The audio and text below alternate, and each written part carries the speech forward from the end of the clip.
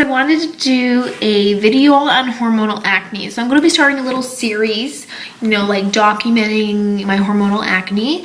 So there's two factors in why my skin has been crazy. And it's not so much on my face. Like, I have no makeup on, but as you can see, they're just a little bit, you know, nothing too out of control on the face.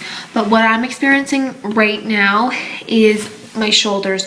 Both my shoulders are like covered in pimples. Same wall. Again, you can't see, but a lot of the breakouts are happening around my collarbone and on my chest too. So yeah, like the pimples on my shoulders, they're like these huge, like Godzilla pimples, and they're so sore too. They're so sore, and they, you know, they always come to a head too. It just kills. Anyways, so yeah, so the first culprit, I think, is a little bit of stress. Second culprit, which I think is the main culprit, is being off birth control for 5 months. Yeah, I think that's kind of the thing. Because as I heard, it's very common, you know, to get to that 5-6 month period and your skin just starts to go crazy, and I think that's what's happening to me. Also, I've noticed that my hair is shedding a little bit more than usual, and I heard that is a sign of hormonal imbalance as well. Like, for example, this morning I had a bath, and I could not believe the amount of hair that was left in the bath. It was terrifying. So yeah, like, you know, nothing like, you know, not clumps of hair coming out, but I just find it just shedding a little bit more than it used to.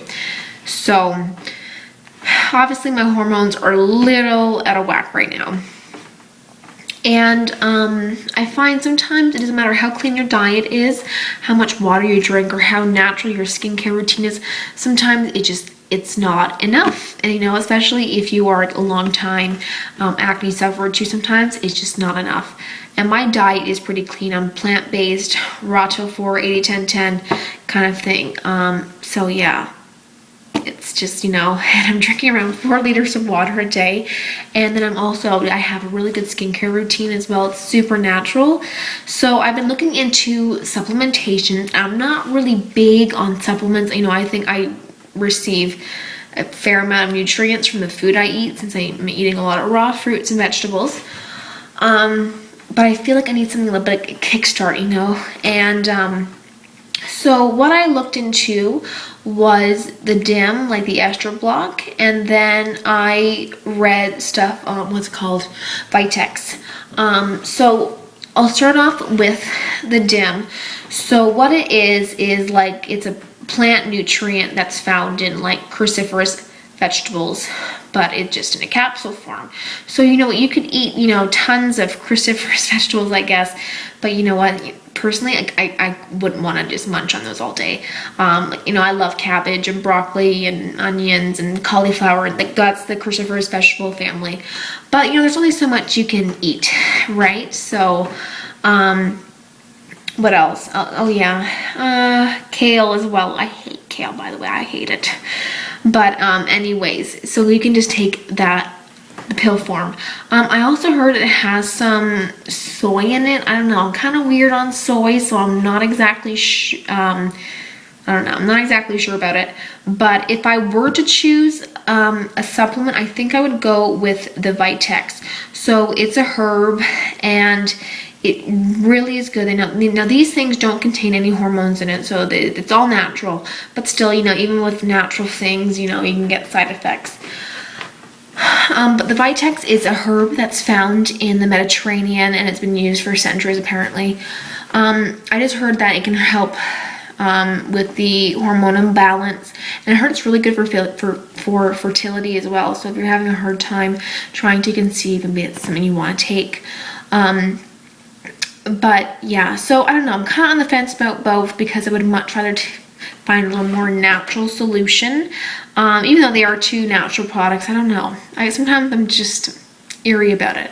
But what I'm going to try out is I'm going to try out some raspberry leaf tea, because I heard that it's really amazing for hormonal health and reproductive health. I heard it also with another heap of benefits. You know, it's really good for strengthening your bladder. It's great for pregnant women. Like, pregnant women can drink it throughout their pregnancy. It's really good for, you know, I heard easier labor and stuff like that. So I'm going to definitely try it out. I haven't gotten it yet. I'm going to get it tonight, I think. And then I'm going to give it a good 3-month period to really test it out. You know what? You're not going to have results in a week or 2 weeks or a month or maybe even 2 months. You know, you got to give it a 3 to 3.5 month period for you to actually see results. So what I think I'm going to do is, I think I'm just going to, you know, maybe update once every 3 weeks, I think, to see how I'm liking it, if I feel any different, stuff like that. So definitely get back to you on that. And yeah, I'm just gonna keep on stressing less, like, you know, just try not to think about it and take it so seriously. So yeah, I'm gonna really try to stress less. I'm gonna probably do a little bit more yoga and possibly some, you know, meditation and stuff like that, just to really help with stress and stuff like that. And oh, just to let you know, lavender oil is really great for stressing less. I find, especially at night, sometimes I have a really hard time falling asleep at night, just I'm thinking about so much stuff, but the lavender oil on your temples and on your heart and your pulse points on your wrist, I find it really helps me sleep a lot. It really does. It really helps me sleep and just calm down, and the smell is gorgeous and it just really puts you in a good mood. So yeah, I'll get back to you on the raspberry leaf tea to see how I like it. Okay, thank you so much for watching. I'll be back here tomorrow to do a video on the Raw Till 4 program. Bye now.